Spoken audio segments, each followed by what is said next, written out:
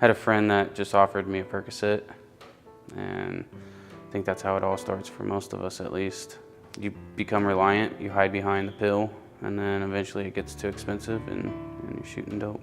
Percocets led to the Suboxone. The Suboxone didn't work, went back to Percocets, and eventually what's out there that's cheaper, and it's heroin.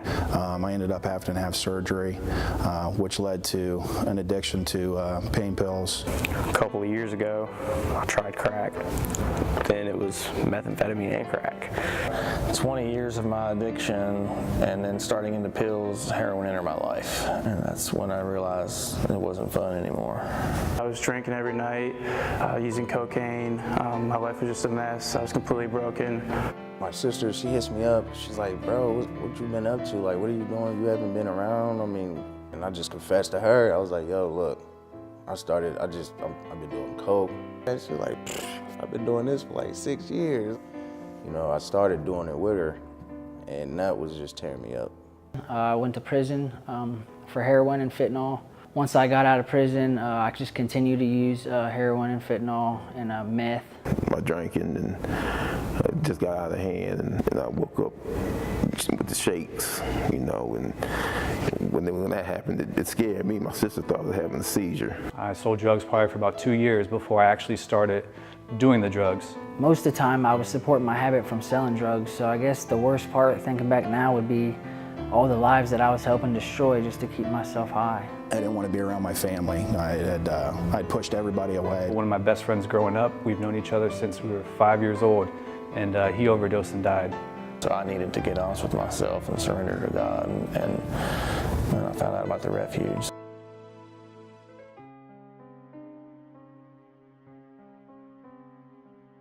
I came here just to get off drugs. Like, I was like, if I find God, this is what I told myself. I was like, if I find God, that's cool. If not, I just need to get off this drug. I kept hearing, you know, we're gonna be in the sticks. It's out in the middle of nowhere, and I thought, well, I'm from West Virginia, so it can't be that bad.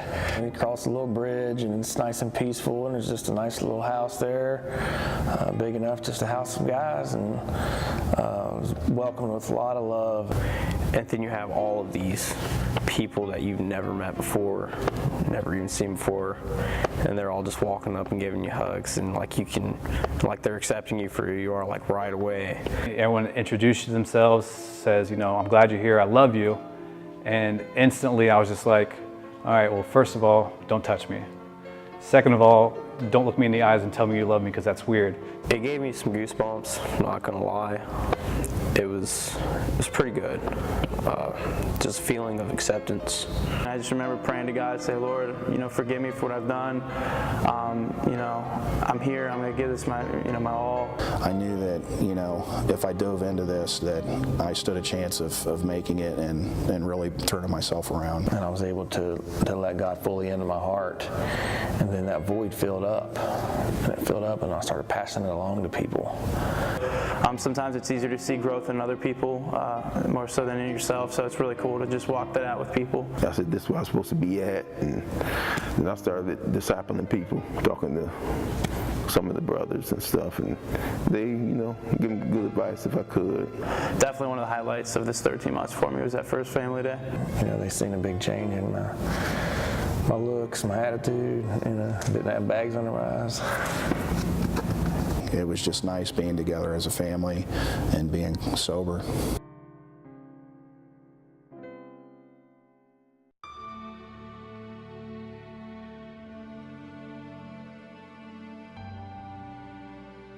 For her to come in and take that step and to be here and just to be able to experience being loved, I'm glad that she's really getting the opportunity to really experience what that's like.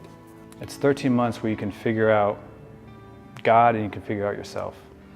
And those two pieces are priceless if you get there. My attention is more on God than it's ever been. My questions are more towards God, and the answers that I generally try to lead my life with is guided by God. In Matthew and in Luke, it talks about he leaves the 99, and my sister and I talk about that a lot. And I was that lost sheep for many years. And even when I wasn't in my addiction, I was still lost. And you know, God left the 99 for me, and He'll do it for anybody.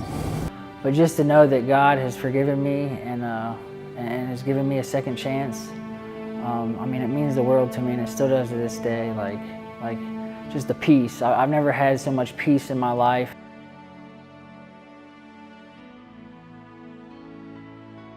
If I go through this whole process and I have these people suggesting that I would make a good coordinator, and I ignored that, and I'm basically ignoring, you know, the two biggest things that we learn here is commitment to God and relationship with others. If I have a chance to give back, you know, I got to give back what I've been given. And I've been given so much, and so the minute I realized that, it was not a question. I was just like, I'm in. I'm all the way in.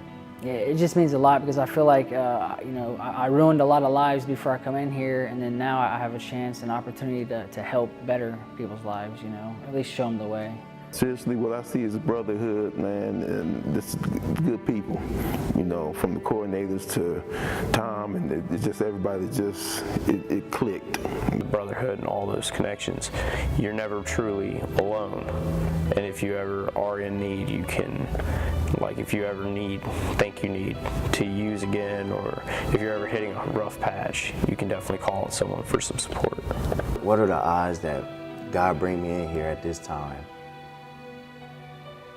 And then the women's refuge opened up at that time, and then my sister ended up coming in at that time. Like, it's just, I mean, you couldn't write a better story than that. You know? I feel like a new man compared to what I was, even though I knew Christ. Definitely different inside and out, I feel like. It's something here.